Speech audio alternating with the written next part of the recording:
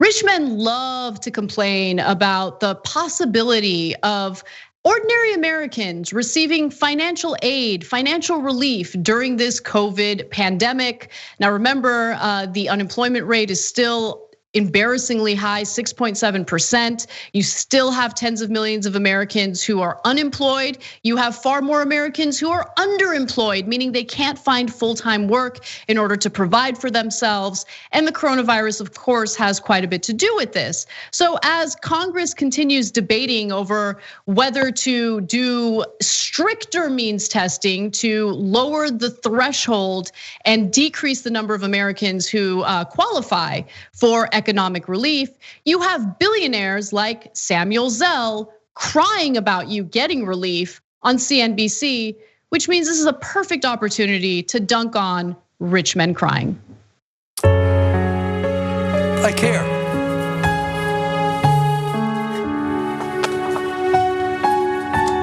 That's it.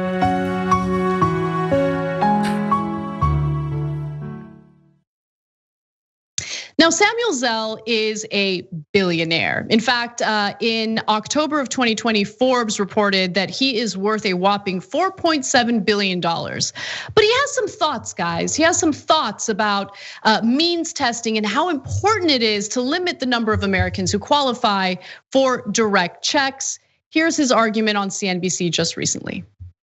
Part of this, though, is being fueled by the stimulus package that we've already gotten. What happens if we get, which is very likely, an even bigger stimulus package now? Could that keep the music playing for quite some time?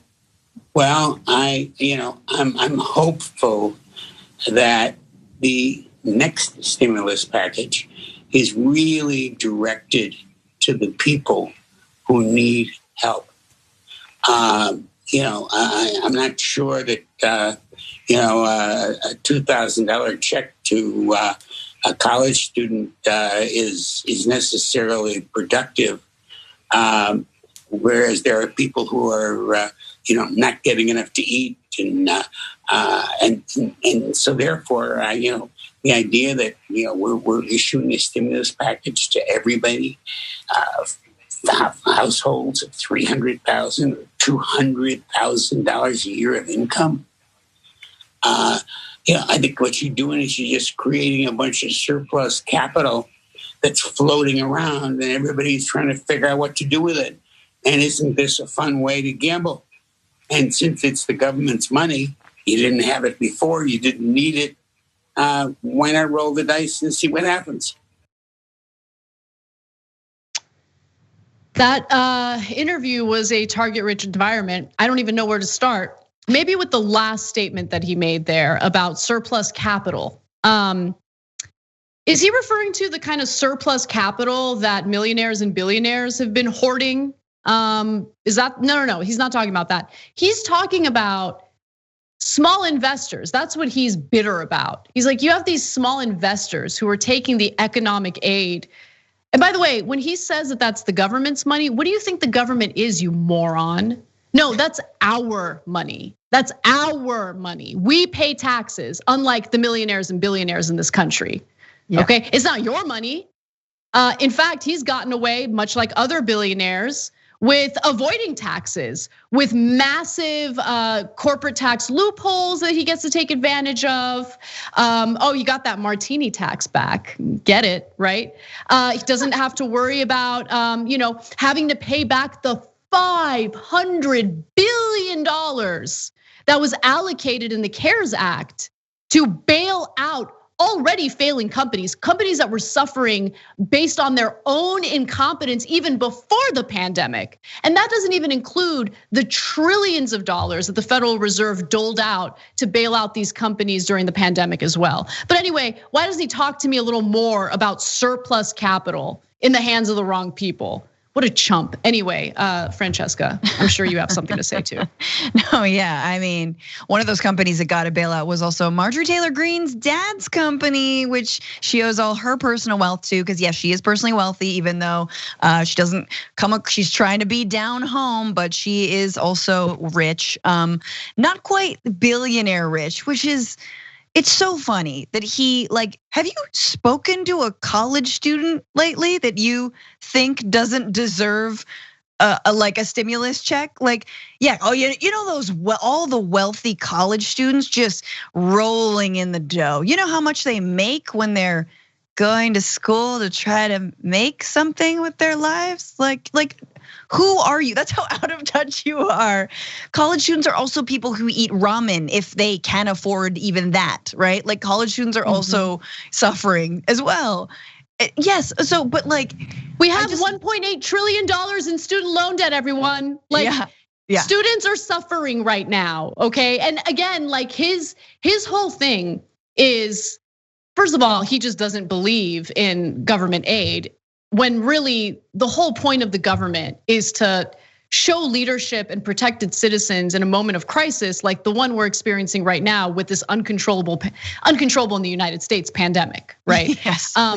But sorry for interrupting you on that. Oh yeah, I was just gonna say the thing that he's mad about, because he's a Wall Street guy. He's a Wall Street guy. He's mad about Wall Street bets. He's mad about retail investors. That's why he's salty here, because in his mind, all these Americans are gonna take the aid that they would get from these direct checks in the upcoming coronavirus relief package, and then they're gonna gamble in the stock market. And what these poor people in the country don't understand is that that job is reserved for people like him, not for you. It's also, I mean, getting a billionaire to weigh in on whether we should means test a check, and like getting mad at couples that make $150,000 or even $300,000 a year. It's like, what the apples and oranges, bro. And like, look, I obviously believe that most impacted people should receive the most aid. But like making 100,000 or 150,000 as a couple is in a lot of places not that much. And I will just say this. So I'm someone who buys my healthcare on the marketplace through the nose. It is very expensive. They also go off your last year's income. I don't have full-time employment. So like my price got set like when I had full-time employment. So I'm paying way more than I should. Long story short, I haven't been to the doctor in a year. I haven't been to the doctor since this entire pandemic started. You think I'm like all the money every single month that I pay to like to Kaiser or whatever, like that's just coming out of my money. You know, that's just the same thing. So like honestly, if you gave a lot of people who wouldn't otherwise qualify for some of the stimulus money, that's just going back into this like price gouged reality that we already live in. For example, healthcare that many of us haven't been taking advantage of because there are more important things. There are people who need this healthcare. And I don't know, for some reason, I think that like if I go, then it'll take a doctor away from somebody else. It's silly, really. But you know what I mean? Like, yeah, no one is, first of all, no one's like buying a boat with their stimulus check. Okay, that's what these billionaires do with their corporate write-offs and their tax breaks. All right, we're not doing all the horrible things that you guys do with your slush funds. We're doing things like paying for healthcare and rent.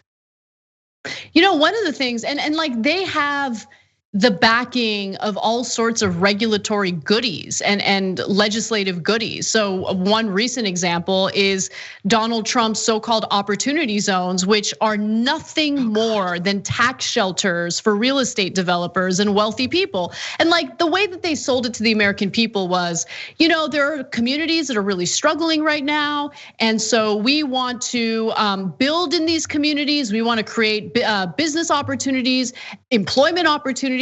All they did, by the way, is develop buildings in places that did not need more development, like they were already thriving, or in cases where they did do this, and by the way, it's a giant tax write-off, right? Like you don't have to worry about paying capital gains, and it's a huge tax shelter situation. In some of the communities that could have used some public funding to revitalize the communities, they didn't do that. They invited these private companies and these developers to come in, and what did they do? They pushed the local community out, people who had been living there for decades, right? So by increasing the cost of living there, increasing the rents in those areas, it was just a complete and utter disaster. And again, it's not about helping communities out. It was nothing more than a tax shelter. So when clowns like this, who are able to skirt taxes, in many cases pay less taxes than we do, okay? Oh yeah. when they talk about how $250. This isn't their money, this isn't their money, it's certainly more our money than his. That's for sure. Yeah. Yeah, the last thing I'll say is it's just so funny how, because this is gonna keep happening. The more any kind of reforms that are made in the financial sector, any kind of additional taxes, the billionaires are gonna cry. This segment is gonna be so relevant in the future, I think.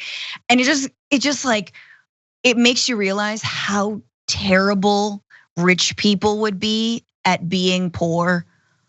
Just on some basic lack of resourcefulness, lack of smarts, don't know how to cook for themselves, don't know how to save money, don't know how to be supported by a community who loves them, because nobody really loves them, their family. It's just really funny. They're like, so what you're saying is you really could not walk a day in the shoes of someone who makes even like $100,000. Like that to them is poor. Anyway. No, but it's funny because they'll say, someone making six figures, they shouldn't qualify for relief based on the means testing that we're doing, based on old tax return filings that don't even really indicate how much the coronavirus pandemic negatively impacted their finances.